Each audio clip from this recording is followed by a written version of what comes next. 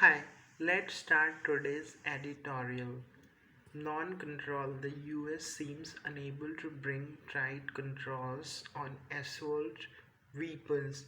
Two mass shootings in 48 hours earlier this month in the US state of California, claiming 18 lives, have been yet another grave reminder of the plug of the gun violence confronting the world's most powerful country.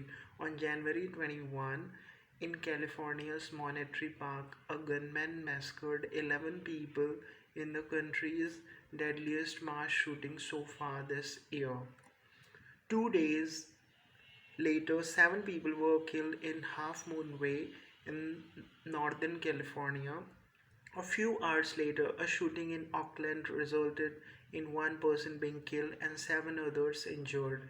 Tragedy upon tragedy was California Governor Gavin Newsom's lament about the shootings. The US President Joe Biden once again called for a ban on assault weapons.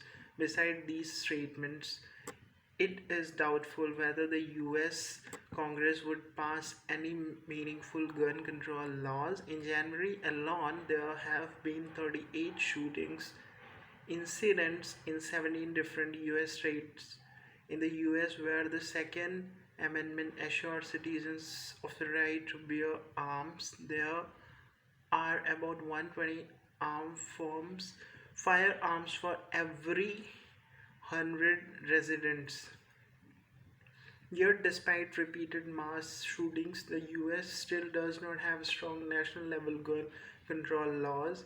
Every time a mass shooting takes place, presidents issue strong statements and calls for legislative action which fall on deaf ears.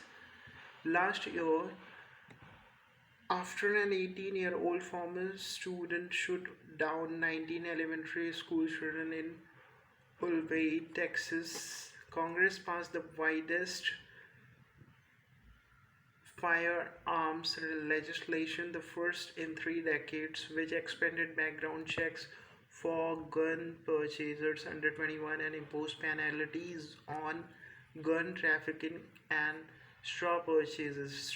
Through widely welcomed, it was not enough to control gun violence in a country with the world's largest per capita guns. The Supreme Court's decision last year to strike down a New York state law that placed restrictions on carrying guns outside the home by reaffirming the Second Amendment was a setback for attempts to bring in a statewide legislation.